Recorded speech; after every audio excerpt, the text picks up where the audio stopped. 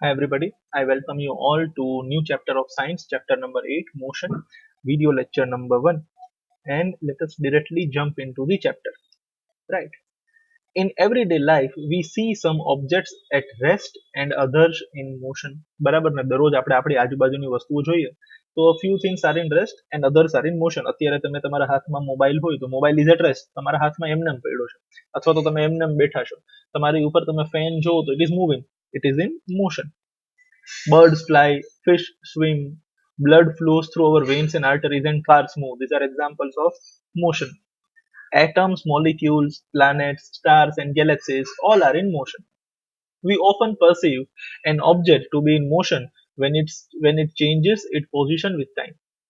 બરાબર ને કોઈ પણ ઓબ્જેક્ટની અગર ટાઈમની સાથે પોઝિશન ચેન્જ થાય છે તો આપણે એવું કહી શકીએ કે it is in motion. For example, અત્યારે તમે અહીંયા છો, 1 સેકન્ડ પછી થોડાક આગળ વયા જાઓ અથવા થોડાક પાછા વયા જાઓ. તો વિથ ચેન્જ ઇન ટાઈમ, ટાઈમની સાથે સાથે તમારી પોઝિશનમાં બી ફેરફાર આવે છે તો આપણે મોશનમાં કહેવાઈએ. રાઈટ. ફોર એક્ઝામ્પલ, તમારી સામે ક્લોક ચાલતી હશે, દિવાલ પર ઘડિયાળ લાગેલી હશે, that is constantly moving. Time જાય છે એમ એનો આર્મ બી મૂવ થતો જાય છે. જો ટાઈમ આગળ વધતો જાય બટ ત્યાં આર્મ મૂવ ન થાય, that means that it is not in motion. Let us have a small animation over here. Right? તમે જુઓ અહીંયા, right? આ બેન ચાલે છે, people are walking. Right? So it is in motion. ટાઈમની સાથે સાથે એની પોઝિશનમાં ફેરફાર છે. Right? હજી આગળ વધો તો vehicles મૂવ થઈ રહ્યા છે. ઉપર જુઓ, birds are flying, સનની અંદરથી રેઝ આગળ આવે છે. We feel that they are in motion. ચાલી રહ્યું છે બધું. પણ તમે રોડ જોવો, એ ત્યાં જ છે, બ્રિજ ત્યાંનો ત્યાં જ છે, ટ્રી ત્યાંનો ત્યાં જ છે, બિલ્ડિંગ ત્યાંને ત્યાં જ છે. They are not in motion. They are stationary. બરાબર છે. એ પ્રમાણે જુઓ તો અર્થ ઇઝ મૂવિંગ. ખરેખર બિલ્ડિંગ, ટ્રી, બ્રિજ એ બધું બી ફરે છે. કોની સાથે ફરે છે? અર્થની સાથે. Right, you can see over here. Ultimately આ બધું અર્થનો પાર્ટ છે તો અર્થ બી ફરે છે. અધર એક્ઝામ્પલ્સ, આપણા બોડીની અંદર બ્લડ ફરી રહ્યું છે. રાઈટ, આવી રીતના આપણા લંગ્સનું મૂવમેન્ટ થાય છે તો એરનું મૂવમેન્ટ છે અહીંયા. Water current is moving, that is also an example of motion. બરાબર છે ને. Tides of ocean, that is also an example of motion. These all are examples of motion. બરાબર છે. હવે અર્થ સનની અરાઉન્ડ ફરે છે તો અર્થનું મોશન છે, પણ સન છે એ કોઈ ગેલેક્સીની અરાઉન્ડ ફરે છે. એવી રીતના ગેલેક્સી છે એ ઘણી બધી ગેલેક્સીની અરાઉન્ડ ફરે છે. તો ultimately we can say that everything is in motion. બરાબર ને. આપણે એવું કહી શકીએ કે અલ્ટિમેટલી બધી વસ્તુ મોશનમાં છે. બરાબર છે. જો there is motion of molecules of gas, incense સ્ટિકમાંથી ગેસ નીકળે છે એનું મોશન છે. Movement of air, again that is an example of motion. Sound waves, ભટકાડીએ તો સાઉન્ડ આવે આપણને, તો સાઉન્ડ બી એક જગ્યાએથી બીજી જગ્યાએ મૂવ થાય છે તો આપણને સંભળાય છે. Right, these all are examples of motion. Right, I hope this is very much clear to you. All objects in the universe are in motion. આ તમને ક્લિયર હોવું જોઈએ. બટ હમણાં જે આપણે એનિમેશન જોયું એની અંદર આપણે થોડાક એક્ઝામ્પલ ડિસ્કસ કર્યા, જેમ કે રોડ, બરાબર ને, જેમ કે બીજું શું હતું, બ્રિજ. આ બધા ટાઈમની સાથે પોતાની પોઝિશનમાં ફેરફાર લાવતા હતા નહીં. તો આપણા માટે આ બધી વસ્તુ કેવી હતી? સ્ટેશનરી. બટ અલ્ટિમેટલી રોડ છે, બ્રિજ છે, એ કોની ઉપર છે? અર્થ છે. અને અર્થ તો કન્ટિન્યુઅસલી સનની આજુબાજુ મળે જ છે. તો અર્થ ઇઝ ઇન મોશન. જે રોડ કે બ્રિજ તમે ગામની અંદર વચ્ચે ઉભા રહીને જોવો છો એ તમારા માટે સ્ટેશનરી છે, પણ એ જ રોડ અને બ્રિજ તમે સ્પેસમાંથી જોવો, અર્થની ઉપરથી જોવો તો તમને મોશનમાં દેખાશે. તો તમે ઓબ્જેક્ટને ક્યાંથી જોવો છો એના ઉપર ઘણી બધી વસ્તુ ડિપેન્ડ કરે છે. એક જ વસ્તુ કોઈ એક જગ્યાએથી જોવો તો મોશનમાં લાગશે ને કોઈ બીજી જગ્યાએથી જોવો તો સ્ટેશનરી લાગશે. That also depends, but ultimately everything is in motion. An object may appear to be moving for one person and stationary for some other person. Simple વસ્તુ છે. એક જ ઓબ્જેક્ટ છે, એ એક વ્યક્તિને એવું લાગશે કે મોશનમાં છે, બીજા વ્યક્તિને એવું લાગશે કે સ્ટેશનરી છે. થોડાક એક્ઝામ્પલ જોઈએ. For the passengers moving in a bus, the roadside trees appear to be moving backwards. બરાબર ને. આપણે બસની અંદર ટ્રાવેલ કરતા હોય અને બસની બહાર આપણે જોઈએ તો આપણને શું લાગે? બધું પાછળ જાય છે. તમે કારની અંદર ગોંડલથી રાજકોટ જાઓ અને તમે તમારી બારીની બહાર જાઓ, તમને એવું લાગશે બધું ક્યાં જઈ રહ્યું છે? પાછળ. ખરેખર તમે આગળ જઈ રહ્યા છો, બટ તમને ફીલિંગ શું આવે છે? Everything is moving backwards. But a person standing on the roadside perceives the bus along with passengers are moving. Simple વસ્તુ છે. તમે ગાડીમાં બેઠા છો, તમે ગાડીમાં તમારી જમણી બાજુ જુઓ, તમારા મમ્મી બેઠા હશે તમારી બાજુમાં, તો તમારા મમ્મી તમારા માટે સ્ટેશનરી છે. અને તમે બહાર જોશો તો પેલો ટ્રી છે એ છે સ્ટેશનરી, પણ તમને એવું લાગશે કે ઇમોશનમાં છે, બીકોઝ તમે ગાડીની અંદર બેઠા છો. પણ એ જ જગ્યાએ કોઈ વ્યક્તિ ગાડીની બહાર છે, રસ્તા ઉપર ઊભો છે અને તમને જોઈ રહ્યો છે, તો એના માટે તમે, તમારા મમ્મી ને દાદી બધા મોશનમાં છે. તમારા માટે તમારા મમ્મી સ્ટેશનરી છે, બટ પેલા ભાઈ જે તમને બહારથી જોઈ રહ્યા છે એના માટે તમે મોશનમાં છો. તમારા માટે પેલો જે ટ્રી છે એ મોશનમાં છે, પણ પેલા ભાઈ માટે જે ટ્રી છે એ સ્ટેશનરી છે. Right? A passenger inside the bus sees his fellow passengers to be at rest. Right? What do these observations indicate? These observations indicate that motion is relative.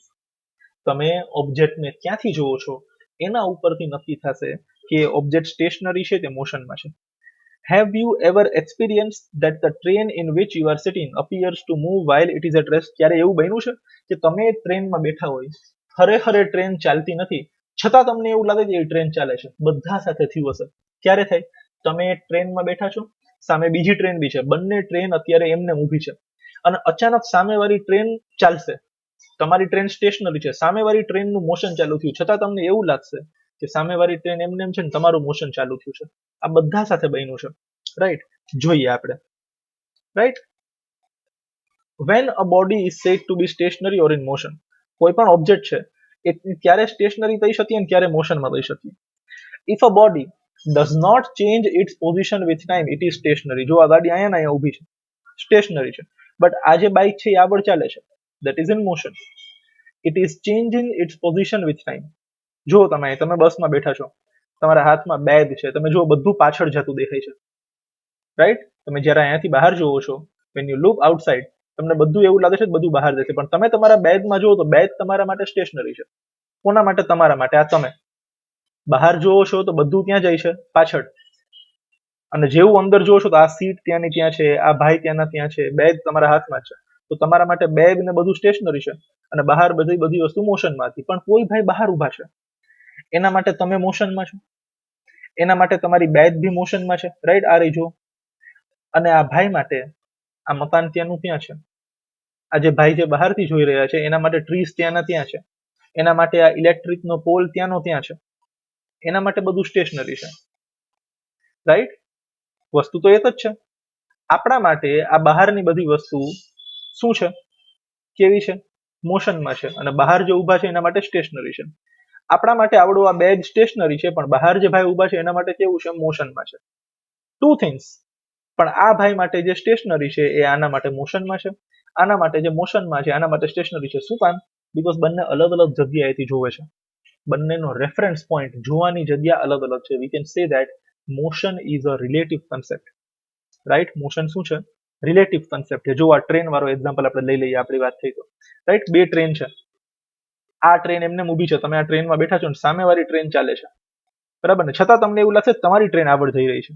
આપણે બેઠા હોય તો આપણને શું લાગે? જો કે આપણી ટ્રેન આગળ જાય છે. ખરેખર આપણી ટ્રેન આગળ નથી જતી, આપણી ટ્રેન તો ત્યાંની ત્યાં છે, પેલી ટ્રેન પાછળ ચાલી જાય છે. હવે આ બાજુ જોઈએ ને તો આપણને એમ જ લાગે આપણી ટ્રેન ચાલે છે. બીજી બાજુ જોઈએ ને આપણે તો આપણને અંદાજો આવે કે ભાઈ આપણી ટ્રેન એમને ઊભી છે. શું કામ? બીજી બાજુ તો ટ્રેન નહીં હોય ને, બીજી બાજુ શું હશે? પ્લેટફોર્મ હશે. પ્લેટફોર્મ કેવો છે? સ્ટેશનરી. આ સ્ટેશનરી પ્લેટફોર્મને જોઈને આપણને અંદાજો આવે કે આપણી ટ્રેન હજી ત્યાંની ત્યાં જ છે. રાઈટ? તો આવું બી બધા સાથે બની ગયેલું છે મારા ખ્યાલથી. Fine. Most motions are complex. Motion કેવા હોય છે? કોમ્પ્લેક્સ હોય છે. Some objects may move in a straight line, others may take a circular path and some may rotate and few may vibrate. બરાબર ને? અલગ અલગ ટાઈપના મોશન છે. કોઈ સ્ટ્રેટ લાઈનમાં જતું હોય, કોઈ સર્ક્યુલર પાથમાં ફરતું હોય, કોઈ રોટેટ થતું હોય, કોઈ વાઇબ્રેટ થતું હોય. Right? All of these are different types of motion. There may be situations involving a combination of these. આનું કોમ્બિનેશન બી હોઈ શકે. કોઈ સર્ક્યુલર પાથમાં ફરે છે અને સાથે રોટેટ બી થતો હશે. ફોર એક્ઝામ્પલ અર્થ સર્ક્યુલર પાથમાં રાઉન્ડ મોશન કરે છે અને પોતાના એક્સિસ ઉપર રોટેટ બી થાય છે. Fine. In this chapter, we shall first learn to describe the motion of objects along a straight line. આ ચેપ્ટરમાં આપણે સ્ટ્રેટ લાઇન મોશન વિશે ભણવાનું છે. Right? So let S C what are the different types of motion. એક તો આ linear path, straight line, second છે circular path or curved path, અને લાસ્ટ વન છે વાઇબ્રેશનલ મોશન, ટુ એન્ડ ફ્રો. બરાબર ને? અલગ અલગ ટાઈપના મોશન છે, બટ આ ચેપ્ટરની અંદર આપણે લિનિયર પાથ વાળો મોશન, સર્ક્યુલર પાથ વાળો મોશન ભણવાનો છે. આના વિશે ભવિષ્યની અંદર આપણે સમજશું. હવે સર્ક્યુલર પાથમાં આપણે મોશન ભણવો હોય તો અમુક ટર્મ્સ આપણે જાણવી પડશે, જેમ કે ડિસ્ટન્સ, ડિસ્પ્લેસમેન્ટ, આવી બધી ફિઝિકલ ક્વોન્ટિટી આપણે ભણવી પડશે. Right? Distance, displacement, speed, velocity અને એક્સિલરેશન. આ બધું આપણે આ ચેપ્ટરમાં ભણવાનું છે. Fine, let us move ahead. તો હવે આપણી વાર્તા છે બધી રેફરન્સ પોઈન્ટની. બરાબર ને? We describe the location of an object by specifying a reference point. Let us understand this by an example. A school in a village is 2 kilometers north of railway station. શું લખ્યું છે? School in a village is 2 kilometre north of railway station. સૌથી પહેલા તો આપણે આમ east west north south કરીએ તો અહીંયા સપોઝ ઈસ્ટ છે, અહીંયા સપોઝ વેસ્ટ છે, અહીંયા સપોઝ નોર્થ છે, ને અહીંયા સપોઝ સાઉથ છે. હવે અહીંયા આપણે માની લઈએ કે રેલવે સ્ટેશન છે. તો રેલવે સ્ટેશન થી કેટલું? 2 કિલોમીટર દૂર. બટ કઈ ડાયરેક્શનમાં? નોર્થ ડાયરેક્શનમાં. તો ભાઈ સ્કૂલ ક્યાંક અહીંયા હશે. તો મારે સ્કૂલ ક્યાં છે એ જાણવી હતી. તો રેલવે સ્ટેશન થી મેં એનું ડિરેક્શન જાણ્યું ને રેલવે સ્ટેશન થી મેં એનું ડિસ્ટન્સ જાણ્યું. જો રેલવે સ્ટેશન ક્યાં છે એ મને ન ખબર હોય તો સ્કૂલ ક્યાં છે એ મને ખબર પડવાની નથી. I am obtaining the location of school with reference to the railway station. તો રેલવે સ્ટેશન મારા માટે શું છે? રેફરન્સ પોઈન્ટ છે. માની લ્યો અહીંયા ત્યાંથી રેસ્ટોરન્ટ હોય, બરાબર ને? અથવા તો અહીંયા પ્લે ગ્રાઉન્ડ હોય, હું પીજી લખી આપું, પ્લે ગ્રાઉન્ડ, અને આની વચ્ચે આમ 2 કિલોમીટરનો ડિસ્ટન્સ હોય. તો મારે શું કહેવું પડે? The school is situated 2 kilometres from the play ground in East direction. એટલે પ્લે ગ્રાઉન્ડ થી ઈસ્ટની તરફ 2 કિલોમીટર દૂર સ્કૂલ છે. તો અહીંયા મેં સ્કૂલનો તમને પોઈન્ટ આપ્યો કોના રેફરન્સથી? પ્લે ગ્રાઉન્ડ નથી. Play ground is a reference point. Right. We have specified the position of school with respect to the railway station. In this example, railway station is the reference point. Therefore, to describe the position of object, we need to specify a reference point called origin. Reference point નું બીજું નામ શું છે? Origin છે. Right? I hope this is very much clear to you. Now, let us understand the motion along a straight line. આપણે જોયું કે ભાઈ મોશન સ્ટ્રેટ લાઇનમાં હોઈ શકે, કર્વડ હોઈ શકે, સર્ક્યુલર હોઈ શકે, રોટેશન હોઈ શકે, વાઇબ્રેશન હોઈ શકે. But out of all this, we will study motion along a straight line. Right? અહીંયા આપણી પાસે એક નંબર લાઈન છે, કિલોમીટર છે, 0, 5, 10, 15. થોડા સ્ટોપ છે, પોઈન્ટ સી, પોઈન્ટ બી અને પોઈન્ટ એ ઉપર. કોઈ પણ એક ઓબ્જેક્ટ છે, સપોઝ અહીંયા ઓ ઉપર છે, અને આપણે રેફરન્સ પોઈન્ટ માની લઈએ. અહીંયાથી આપણે બધું માપવાનું ચાલુ કર્યું. આ આપણા માટે શું છે ભાઈ? રેફરન્સ પોઈન્ટ છે. આપણે અહીંયા લખી નાખીએ.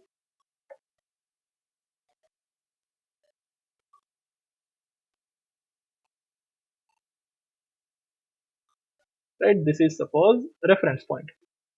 હવે અહીંયાથી આ ગાડીનું મોશન ચાલુ થશે. Suppose at first the object moves through C. આ આપણે એક્ઝામ્પલ લઈએ છીએ. આપણી વાત થઈને આપણે સમજવું પડશે. શું સમજવું પડશે? Distance, displacement, speed, velocity, acceleration. તો આપણે ડિસ્ટન્સ અને ડિસ્પ્લેસમેન્ટ અત્યારે સમજી રહ્યા છે. The object will start from here. It will move through C, B and reaches A. એટલે ઓબ્જેક્ટ અહીંયાથી ક્યાં જશે? A ઉપર જશે. Then it moves back along the same path and reaches C through B. એટલે અહીંયાથી લઈને અહીંયા જશે. વળી પાછો અહીંયા B માંથી પાસ થઈને C ઉપર જઈને ઊભો રહેશે. Something like this જોઈએ. પેલા 0 થી લઈને ક્યાં ગયો? A ઉપર. C અને B માંથી પાસ થઈને. રાઈટ? હવે A ઉપરથી ભાઈ ટર્ન મારશે અને વળી પાછો C ઉપર પહોંચશે થ્રુ B. Like this. આ ટર્ન માર્યો અને ટર્ન મારીને ભાઈ ફરી પાછા C ઉપર પહોંચી ગયા થ્રુ B. તો હવે મેં ગાડી ચાલુ કરી. ગાડીમાં સપોઝ 0, 0 લખેલું હતું. તો ગાડીએ કેટલું ટ્રાવેલ કર્યું? એક તો અહીંયાથી લઈને અહીંયા જવાના 60 કિલોમીટર જવાના ટ્રાવેલ કર્યા. અને અહીંયા આપણે રિટર્નમાં ગણીએ તો 5, 5, 10, 5, 15, 5, 20, 5, 25, 5, 30 અને 5, 35. 35 કિલોમીટર વળી પાછા રિટર્નના ટ્રાવેલ કર્યા. બરાબર ને? 5-5 કિલોમીટરનો ગેપ છે અહીંયા. 60 કિલોમીટર જવાના અને 35 કિલોમીટર આવવાના. Right? The total path length શું છે? વર્ડ શું આપ્યો છે? પાથ લેન્થ, રસ્તાની લંબાઈ. બરાબર ને? અહીંયા હતા, અહીંયા ગયા ને ટર્ન મારીને પાછા આવ્યા તો ટોટલ કેટલા કિલોમીટર ચડી ગયા? 60 કિલોમીટર જવાના અને 35 કિલોમીટર આવવાના. 95 કિલોમીટર ચડી ગયા. તો આ 95 કિલોમીટર્સ ને ડિસ્ટન્સ કહેવાય. શું કહેવાય? Distance. This is the distance covered by the object. To describe the distance, we need to specify only the numerical value and not the direction of motion. Distance ની જાણકારી માટે ખાલી આપણે એક નંબરની જરૂર પડે છે. ખાલી મેગ્નિટ્યુડ ની જરૂર પડે છે. મેગ્નિટ્યુડ એટલે માપ. આમાં કોઈ ડાયરેક્શનની જરૂર નથી. ઈસ્ટમાં, વેસ્ટમાં, કેટલું, ક્યાં, કેટલું ટ્રાવેલ કર્યું, આટલું. મતલબ હું અહીંયાથી લઈને અહીંયા સી ઉપર પહોંચ્યો, પછી ગમે એમ પહોંચ્યો, મારે તો કિલોમીટર કેટલા ચડ્યા જોવાના. પાથ લેન્થ, રસ્તાની લંબાઈ એટલે શું કહેવાય? Distance travel. અને તમે આમથી કન્ફ્યુઝ ભાઈ, હું ગોંડલથી ચાલુ થયો, જેતપુર ગયો, ધોરાજી આવ્યો, પોરબંદર આવ્યો, પોરબંદરથી ફરીને વળી પાછો ધોરાજી, વળી પાછો જેતપુર આવીને ઉભો રહી ગયો. તો ભાઈ કિલોમીટર કેટલા ચડ્યા? અહીંથી લઈને પોરબંદરના, પોરબંદરથી રિટર્ન વળી પાછા જેતપુર સુધીના. એટલું મારા ઓલા રીડીમ ચડશે, બરાબર ને? જે બાઇક કે જે વેહિકલ હું લઈને ગયો છું એનું મીટર એટલું ચડશે. કેટલું છે? 95 કિલોમીટર. આને શું કહેવાય? ડિસ્ટન્સ. હવે આ 95 કિલોમીટર હું ગમે એમ ફરીને આવ્યો, ઈસ્ટમાં ગયો, વેસ્ટમાં ગયો, ગમે એમ ગયો, 95 કિલોમીટર ચડી ગયા, એમાં ડાયરેક્શનની કોઈ જરૂર નથી. આજે આપણે માપ્યું એને શું કહેવાય? ડિસ્ટન્સ કહેવાય. અને ડિસ્ટન્સ કેવી ક્વોન્ટિટી છે? સ્કેલર. રાઈટ? ડિસ્ટન્સ કેવી ક્વોન્ટિટી છે? સ્કેલર. આ સ્લાઇડમાં આપણે શું ભણી લીધું? ડિસ્ટન્સ.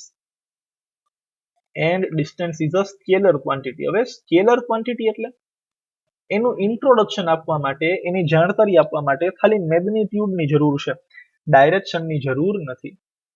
બરાબર ને? હું ગાડી કેમ લઈ ગયો, ક્યાં લઈ ગયો એ નથી મહત્વનું. ગાડી કેટલી ચાલી? આટલી ચાલી. એનું નામ ડિસ્ટન્સ. એટલે ડિસ્ટન્સને સ્પેસિફાય કરવા માટે મારે માત્ર મેગ્નિટ્યુડની જરૂર પડે છે, માપની જરૂર પડે છે, કોઈ ડાયરેક્શનની જરૂર પડતું નથી. એવી ક્વોન્ટિટીને સ્કેલર ક્વોન્ટિટી કહેવાય. રાઈટ? નેક્સ્ટ આપણે અહીંયા ભણી લઈએ ડિસ્પ્લેસમેન્ટ. સેમ એક્ઝામ્પલ, ગાડી પાછી ઓ ઉપરથી ચાલુ થઈ એ ઉપર જશે, 60 કિલોમીટર ટ્રાવેલ કરી લીધા ગાડી અહીંયા, બરાબર છે? હવે ગાડી અહીંયાથી ટર્ન મારશે, રાઈટ? અને ફરી પાછી જઈને સી ઉપર ઊભી રહેશે. અગેન જો હું ડિસ્ટન્સ કહું તો ડિસ્ટન્સ કેટલો ટ્રાવેલ થયો? 95. કેટલો ટ્રાવેલ થઈ ગયો? 95. બટ હું એમ પૂછું, ભાઈ મારી ગાડી પહેલા ક્યાં હતી? ઓ ઉપર. મારી ગાડી અત્યારે ક્યાં છે? સી ઉપર. તો ઓ છે ને એ શું છે? Initial position. અને સી શું છે? Final position. હવે ઓ અને સી ની વચ્ચે કેટલો ગેપ છે? 25 કિલોમીટર ઓનલી. હું અહીંયાથી જેતપુર ગયો, જેતપુરથી ધોરાજી ગયો, ધોરાજીથી પોરબંદર ગયો, પોરબંદરથી ફરીને વળી પાછો જેતપુર આવ્યો. મને મારા મમ્મીનો ફોન આવ્યો, બેટા સવારે ક્યાં હતો? મેં મમ્મી ગોંડલ. બેટા અત્યારે ક્યાં છે? મમ્મી જેતપુર. તો મમ્મીને શું લાગે, ભાઈ મારાથી છોકરો કેટલો દૂર છે? 25 કિલોમીટર દૂર છે. મમ્મીને ખબર નથી છોકરો ગામમાં ક્યાં ફરી આવ્યો. મમ્મીને ફેરે નથી પડતો. તો આ જે ક્વોન્ટિટી છે ઓ અને સી ની વચ્ચેનો જે સ્ટ્રેટ ડિસ્ટન્સ છે એ તો શોર્ટેસ્ટ ડિસ્ટન્સ છે. કેવો છે? Shortest distance between what? Between initial position and final position. એને ડિસ્પ્લેસમેન્ટ કહેવાય. રાઈટ? શું કહેવાય એને? Displacement. The difference will give you the numerical value of displacement of the object from O to C through A.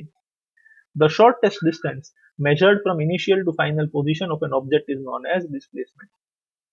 બરાબર, પણ અહીંયા direction આપવી જરૂરી છે.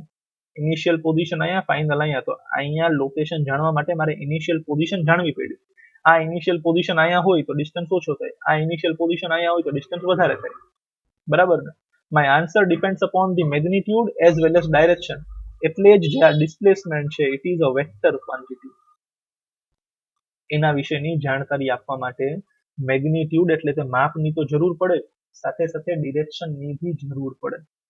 Magnitude as well as direction, both of them are required. Right? તો ડિસ્પ્લેસમેન્ટને શું કહેવાય? Vector quantity કહેવાય. તો ડિસ્ટન્સ અને ડિસ્પ્લેસમેન્ટ છે. ડિસ્ટન્સ એટલે હું અહીંયા ઓ ઉપર હતો અને ફરી પાછો અહીંયા સી ઉપર પહોંચી ગયો, એને શું કહેવાય? ડિસ્ટન્સ. Total 95 kilometre. પણ હું પહેલા ક્યાં હતો? અહીંયા. પછી ક્યાં છું? અહીંયા. તો હવે કેટલો ગેપ છે? 25 કિલોમીટર. તો 25 કિલોમીટરને શું કહેવાય? ડિસ્પ્લેસમેન્ટ. એટલે ડિસ્ટન્સ એટલે તમે ગામમાં જેટલું રખડી આવો ને તમારું મીટર તમને કેટલું લખેલું બતાવે? રસ્તાની લંબાઈ એટલે ડિસ્ટન્સ. પણ ડિસ્પ્લેસમેન્ટ એટલે બે જ શબ્દો પકડવાના. પહેલા ક્યાં હતા? અહીંયા. છેલ્લે ક્યાં હતા? અહીંયા. Initial position and final position. A initial position અને ફાઇનલ પોઝિશન વચ્ચેનો જે ગેપ છે that is the shortest distance, એને આપણે ડિસ્પ્લેસમેન્ટ કહેશું. રાઈટ? હાલો, હવે થોડાક સવાલ જવાબ છે આપણી પાસે.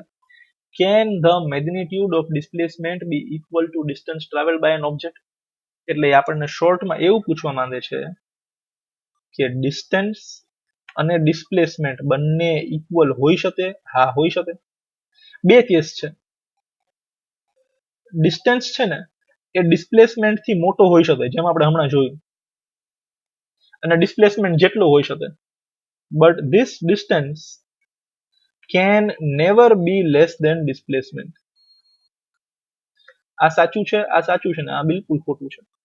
હમણાં આપણે જોયું ગાડી ઓ ઉપરથી ચાલુ થતી હતી, ફરીને સી ઉપર આવી. ડિસ્ટન્સ કેટલો હતો? 95 હતો. ડિસ્પ્લેસમેન્ટ કેટલો હતો? 25 જ હતો. એટલે distance is greater than displacement. હવે આપણે જોઈએ તો distance is equal to displacement. જોઈએ ભાઈ, ગાડી અહીંયા ઓ ઉપરથી ચાલુ થઈ અને એ ઉપર પહોંચી ગઈ. હવે એ ઉપર જઈને ગાડી ટર્ન નથી મારતી, ત્યાં ઊભી રહી ગઈ. તો ગાડીમાં ડિસ્ટન્સ કેટલો છે? 0 થી લઈને એ સુધી 60 કિલોમીટર. અને ડિસ્પ્લેસમેન્ટ એટલે ગાડી પહેલા ક્યાં હતી અહીંયા, છેલ્લે ક્યાં હતી અહીંયા, તો ડિસ્પ્લેસમેન્ટ બી કેટલો થયો 60. આની વેલ્યુ બી 60, આની value be 60, both of them are equal. પણ ડિસ્ટન્સ ક્યારે ડિસ્પ્લેસમેન્ટ થી લેસ હશે નહીં, ક્યારેય એનાથી ઓછો હશે નહીં. તો આ કેવો કેસ છે કે જેમાં જેટલો ડિસ્ટન્સ છે એટલો જ ડિસ્પ્લેસમેન્ટ છે, right. Next case, can the magnitude of displacement be equal to 0? એવું બની શકે કે ડિસ્પ્લેસમેન્ટ 0 થાય? હા, બની જ શકે. સિમ્પલ એક્ઝામ્પલ, ગાડી વળી પાછી ઓ ઉપર લઈ આવી દો, બરાબર છે. હવે ઓ ઉપરથી આપણે ગાડીને એ ઉપર પહોંચાડી દઈએ, કેટલું ટ્રાવેલ થઈ ગયું? 60 કિલોમીટર ટ્રાવેલ થઈ ગયા. ગાડીએ મારી ટર્ન, હવે ગાડી અહીંથી ચાલુ થઈને સી ઉપર ઊભી રહેતી હતી, પણ હવે અહીંયા આવીને ઊભી રહી. કેટલા ટ્રાવેલ થયા? બીજા 60 કિલોમીટર. 60 પ્લસ 60 ડિસ્ટન્સ કેટલો થઈ ગયો? ડિસ્ટન્સ થઈ ગયો 120 કિલોમીટર. પણ કોઈ મને પૂછે ડિસ્પ્લેસમેન્ટ, તો ડિસ્પ્લેસમેન્ટમાં મારે બે જ સવાલ પૂછવાના. ગાડી સૌથી પહેલા ક્યાં હતી? ઓ ઉપર. ફરીને વળી પછી ક્યાં આવી જાય? ઓ ઉપર. તો ઇનિશિયલ અને ફાઇનલ પોઝિશનની વચ્ચે કોઈ ગેપ જ નથી. ગાડી જ્યાં હતી ત્યાં ની ત્યાં જ છે, બધું ફર્યા પછી. તો એ કેસમાં ડિસ્પ્લેસમેન્ટ કેટલો થઈ ગયો? 0. Right, because the final position and the initial position are same, therefore displacement is 0. હવે ડિસ્પ્લેસમેન્ટની વેલ્યુ નેગેટિવ હોઈ શકે. હા, આ ગાડી અહીંયા આવીને ઊભી રહે, માની લો 5 કિલોમીટર હજી ઓલી બાજુ જઈને ઊભી રહે, તો -5 આન્સર આવે, બરાબર ને ભાઈ. જ્યાં હતી એનાથી ઓપોઝિટ ડાયરેક્શનમાં 5 કિલોમીટર ઊભી રહી, બરાબર ને. તો એ કેસમાં ડિસ્પ્લેસમેન્ટનો આન્સર નેગેટિવ બી આવે. So displacement can be positive, displacement can be negative, and displacement can be 0 also, right. હા, બરાબર છે. સાઇન ની વાત કરીએ તો ડિસ્પ્લેસમેન્ટ નો આન્સર પોઝિટિવ બી હોઈ શકે, નેગેટિવ બી હોઈ શકે અને 0 બી હોઈ શકે. અને એની વેલ્યુ ડિસ્ટન્સ જેટલી હોઈ શકે અથવા તો ડિસ્ટન્સ થી ઓછી હોઈ શકે, ક્યારેય ડિસ્ટન્સ થી વધારે હશે નહીં, રાઈટ. અહીંયા ડિસ્ટન્સ કેટલો થઈ ગયો? 120, બટ ડિસ્પ્લેસમેન્ટ કેટલું છે? 0. અને એક વાત હજી, તે displacement can be negative also. જ્યાં ચાલુ થયું ત્યાં પૂરું ન કર્યું, હજી થોડુંક પાછળ પૂરું કર્યું, તો ડિસ્પ્લેસમેન્ટ નેગેટિવ બી હોઈ શકે. Let us now discuss uniform and non uniform motion. સમજો, the object that covers equal distance in equal interval of time is said to be in uniform motion. સમજો, બરાબર છે. આ આપણી પાસે એક લાઈન છે, અહીંયા મારી પાસે એક ઓબ્જેક્ટ છે. એ ઓબ્જેક્ટ અહીંયાથી ચાલુ કરી અને અહીંયા પહોંચ્યો, તો એને સપોઝ 10 મિનિટ લાગી. 10 મિનિટમાં કેટલું ટ્રાવેલ કર્યું? 5 કિલોમીટર. વળી પાછું અહીંયાથી અહીંયા પહોંચ્યો, હજી 10 મિનિટ લાગી. વળી પાછું અહીંયાથી અહીંયા પહોંચ્યો, હજી 10 મિનિટ લાગી. વળી પાછો અહીંયાથી અહીંયા પહોંચ્યો, હજી 10 મિનિટ લાગી. You can see in every 10 minutes it is covering 5 kilometers. It is traveling equal distance in equal interval of time. તો આવો કોઈ ઓબ્જેક્ટનો મોશન હોય તો એને યુનિફોર્મ મોશન કહેવાય, બરાબર છે. અહીંથી તમે હાઈવે ઉપર ઉભા રહી જાઓ અને હાઈવે ઉપર તમે તમારું બુલેટ ચાલુ કરીને રાજકોટ જાઓ, બરાબર છે ને. 10 કિલોમીટર 10 મિનિટ પછી તમે 10 કિલોમીટર ટ્રાવેલ કર્યા હોય, 20 મિનિટ પછી તમે 20 કિલોમીટર ટ્રાવેલ કર્યા હોય અને 30 મિનિટ પછી તમે 30 કિલોમીટર ટ્રાવેલ કરી લીધો. એનો મિનિંગ કે દર 10 મિનિટે તમે 10 કિલોમીટર ટ્રાવેલ કરો છો. You are travelling equal distance in equal interval of time. તો આને યુનિફોર્મ મોશન કહેવાય. બટ જનરલી આવો એક્ઝામ્પલ પોસિબલ નથી, બરાબર ને. આપણે અહીંથી એમ કહી કે ના ભાઈ, મારી ગાડી હું 60 ની સ્પીડે ચડાવી દઉં, પછી સ્પીડ ઓછી ન થાય ને વધુ ન થાય, તો ટોલ બુથે કોણ ઊભું રહેશે? સ્પીડ બ્રેકર પાસે કોણ ઉભરે? તમે ટોલ બુથ ચીરીને તો વયા નથી જવાના. રસ્તામાં બ્રેકે મારશું ત્યારે જ સ્પીડ વધારશું, ત્યારે જ સ્પીડ ઘટાડશું. તો જરૂરી નથી કે દર 10 મિનિટમાં આટલો ડિસ્ટન્સ ટ્રાવેલ થાય જ. તો જનરલી યુનિફોર્મ મોશન પ્રેક્ટિકલ લાઈફમાં પોસિબલ નથી. આપણે જે મોશન કરીએ છીએ નોન યુનિફોર્મ જ હોય. ટ્રાફિક આવે તો બ્રેક મારવી પડે, ટર્ન મારવા ટાઈમે સ્પીડ ઓછી કરવી પડે, ખાલી રોડ હોય તો સ્પીડ વધી જાય. તો એવું આપણે કરીએ તો માની લો અત્યારે હું અહીંયા ઊભો છું, 10 મિનિટમાં પેલા 10 કિલોમીટર ટ્રાવેલ થઈ ગયા, પછીની 10 મિનિટમાં 65 કિલોમીટર ટ્રાવેલ થયા, પછીની 10 મિનિટની અંદર આટલા બધા 1 2 3 15 કિલોમીટર ટ્રાવેલ થઈ ગયા, પછીની 10 મિનિટમાં અડધો કિલોમીટર ટ્રાવેલ થયો, 2.5. ડિપેન્ડ્સ. ભાઈ અહીંયા બહુ ટ્રાફિક હતો, અહીંયા જરાય ટ્રાફિક નથી, અહીંયા ટ્રાફિક હતો, અહીંયા મીડિયમ ટ્રાફિક હતો, બરાબર ને. તો object will covering unequal distances in equal interval of time. Minute 10 જ લાગે છે, પણ દર 10 મિનિટમાં પેલા 5 કિલોમીટર ટ્રાવેલ કરતું હતું, હવે ક્યારેક 10 કરે છે, ક્યારેક 5 કરે છે, ક્યારેક 15 કરે છે. આને નોન યુનિફોર્મ મોશન કહેવાય, પેલાને યુનિફોર્મ મોશન કહેવાય. આ પ્રેક્ટિકલ લાઈફમાં થાય છે, આ પ્રેક્ટિકલ લાઈફમાં પોસિબલ નથી. પણ હા, યુનિફોર્મ મોશનના એક્ઝામ્પલ છે. For example, motion of earth around sun. Is an example of uniform motion. ભલે સ્ટ્રેટ લાઇન નથી, છે સર્ક્યુલર મોશન, બરાબર છે, પણ આપણે જો યુનિફોર્મ શબ્દને ડેફિનેશન આપીએ તો અર્થનો સનની આજુબાજુનો મોશન છે દેટ ઇઝ યુનિફોર્મ. વાય? એક દિવસ 24 કલાકમાં પૂરો થઈ જ જાય છે. એવું બન્યું ત્યારે કે નાના ભાઈ આજે અર્થ મૂડમાં છે, વચ્ચે ક્યાંય ટ્રાફિક નથી નડતો, તો આજે હે ને દિવસ આપણે 12 કલાકમાં પૂરો કરી દઈશું ફટાફટ? નહીં થાય. ગમે એ તમે સિઝન લઈ લો, કોઈ કેમ શિયાળામાં રાતો લાંબી હોય, ઉનાળામાં મોટી હોય, બધી હોય આમ લાંબુ, જે કંઈ બી છે, બરાબર, પણ દિવસ તો 24 કલાકનો જ રહેશે. એક વર્ષ 365 દિવસમાં પૂરો થઈ જ જશે. ત્યારે એવું નહીં નાના ભાઈ આ વખતે અર્થમાં છે ને પેટ્રોલ વધારે ભરેલું હતું, આપણે 150 દિવસમાં વર્ષ પૂરો કરી નાખ્યો, આપણે આ વખતે અર્થ થતી ગઈ છે, નાના આપણે 1000 દિવસ આરામથી વર્ષ પૂરો કરશું. 365 દિવસમાં વર્ષ પૂરો થઈ જ જાય છે. કયો એક્ઝામ્પલ છે યુનિફોર્મ મોશન? તમારી ઘરે જે ઘડિયાળ છે, વોચ છે, યુનિફોર્મ મોશન. એનો જે કાંટો છે એ સેકન્ડનો કાંટો 12 ઉપરથી વળી પાછું 12 ઉપર આવતા દર વખતે એટલો જ ટાઈમ લાગશે. હા, પછી સેલ ઓછા હોય તો અલગ વસ્તુ છે, અપવાદ એવું ખોટો ડાઉટ ન લઈ આવતા, but it is travelling equal distance in equal interval of time. આને શું કહેવાય? Uniform motion. બાકી આપણે સાયકલ ચલાવીને રોડ ઉપર નીકળીએ that is non uniform motion. Fine. Let us see the question and answers pertaining to this. ઉપરની બે ડેફિનેશન છે, યુનિફોર્મ મોશન અને નોન યુનિફોર્મ મોશન. એના પછી છે difference between distance and displacement. ખૂબ જ ઇમ્પોર્ટન્ટ છે આ ડિફરન્સ, લખી લેજો. બંને એક્સ્ટ્રા ક્વેશ્ચન આન્સર છે, ટેક્સ્ટબુકમાં કંઈ આપેલા નથી. નેક્સ્ટ આપણી પાસે છે ક્વેશ્ચન નંબર 1 ટેક્સ્ટબુકમાંથી, બરાબર છે, કે ભાઈ ડિસ્પ્લેસમેન્ટ 0 હોઈ શકે? હા, હોઈ શકે, બરાબર છે, લખી નાખજો, ડાયાગ્રામ ડ્રો કરજો. નેક્સ્ટ ક્વેશ્ચન નંબર 2 થોડુંક સમ ટાઈપનું છે, સમજી લઈએ આપણે કે અહીંયા એક આમ સ્ક્વેર ફિલ્ડ છે, એક સાઈડની વેલ્યુ 10 મીટરની છે, તો બધી 10 ની જશે, બરાબર ને? એક બાપા અહીંયાથી ચાલવાનું ચાલુ કરે છે એ ઉપરથી, અને વળી પાછા ફરીને અહીંયા એ ઉપર આવી જાય તો કેટલું ટ્રાવેલ કરી લે? 40 મીટર ટ્રાવેલ કરી લે, બરાબર છે ને? અહીંયા 10 ને 10 20 10 30 ને 10 40 40 મીટર પૂરું કરે. આ 40 મીટર પૂરું કરતા બાપાને કેટલો ટાઈમ લાગે? 40 સેકન્ડ લાગે. બાપા એ ઉપર હતા અને આમ ફરીને વળી પાછું એ ઉપર આવવા માટે ભાઈને 40 સેકન્ડ લાગે છે, બરાબર છે, 40 મીટર ચાલવા માટે. હવે બાપા છે ને એ આપણને કહેવામાં આવ્યું છે કે 2 મિનિટ અને 20 સેકન્ડ ચાલે છે. કેટલું ચાલે છે? 2 મિનિટ્સ એન્ડ 20 સેકન્ડ. તો 2 મિનિટ્સમાં 120 સેકન્ડ હોય, 120 ને 20 140. કેટલી સેકન્ડ માટે ચાલે છે બાપા? 140 સેકન્ડ માટે ચાલે છે. સમજજો, અહીંયાથી અહીંયા બાપા ફરીને પાછા આવી ગયા, 40 સેકન્ડ થઈ. વળી પાછા બાપાએ બીજો રાઉન્ડ માર્યો, બીજી 40 સેકન્ડ થઈ, 80 સેકન્ડ ઉપર પહોંચી ગયા. વળી પાછો બાપાએ ત્રીજો રાઉન્ડ માર્યો, 120 સેકન્ડ થઈ ગઈ. સમજાય છે?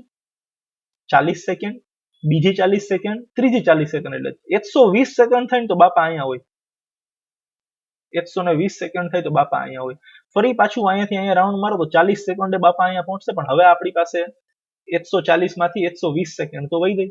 કેટલી સેકન્ડ વહી ગઈ? 20. તો 40 સેકન્ડમાં જો બાપા પૂરો રાઉન્ડ મારી લેતા હોય તો 20 સેકન્ડમાં બાપા એ ઉપરથી સી ઉપર જ પહોંચશે. I hope this is clear to you. સમજજો, બહુ સીધી વસ્તુ છે, બરાબર છે. અહીંયાથી લઈને અહીંયા આવ્યા 40, વળી પાછા અહીંયા બીજા 40, 80 થઈ ગયો ટાઈમ, વળી પાછા બીજા 40, 120 સેકન્ડ થઈ ગઈ. 140 માંથી 120 સેકન્ડ તો વહી ગઈ. કેટલી સેકન્ડ વહી ગઈ? 20. તો 40 સેકન્ડમાં જો બાપા એ ઉપરથી એ ઉપર પાછા આવી જતા હોય તો 20 સેકન્ડમાં બાપા એ ઉપરથી સી ઉપર જ પહોંચશે, અહીંયા બી માંથી ફરીને.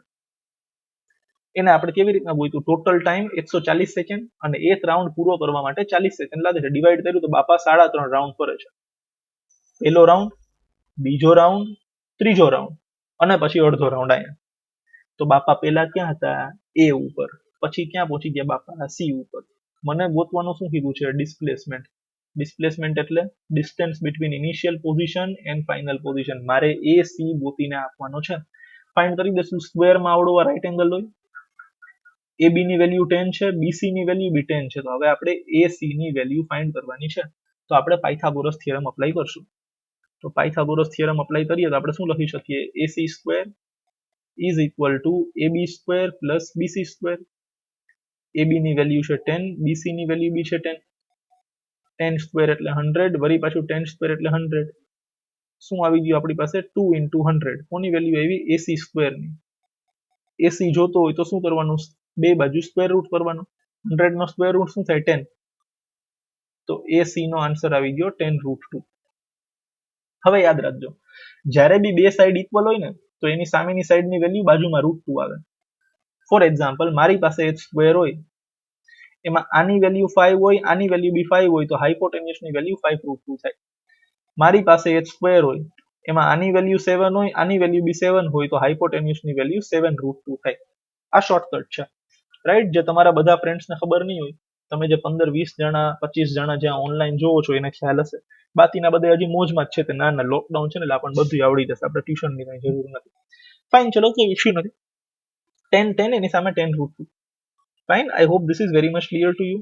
હવે √2 ની વેલ્યુ છે ને 1.41 થાય. ઇન કેસ થોડુંક આપણે એક્સ્ટ્રા જઈએ તો મલ્ટીપ્લાય કરો તો 14.14 આપણો આન્સર આવશે. બરાબર છે, 14.14 મીટર્સ. પણ અહીંયા સુધી જવાની જરૂર નથી, 10√2 મીટર્સ આન્સર લખશો તો બી ચાલશે. તો અહીંયા સુધી આ ડાયાગ્રામ અને આ લખવાનું છે. Next, this is question number 3 કે ભાઈ displacement can not be 0. False. Displacement 0 હોઈ શકે. Magnitude of displacement is greater than distance. Again false. Displacement ક્યારે ડિસ્ટન્સ થી મોટો હશે નહીં. રાઈટ? તો અહીંયા સુધી રાખીએ. Now we will meet in next video lecture and discuss it further. Till then, take very good care of yourselves. Goodbye.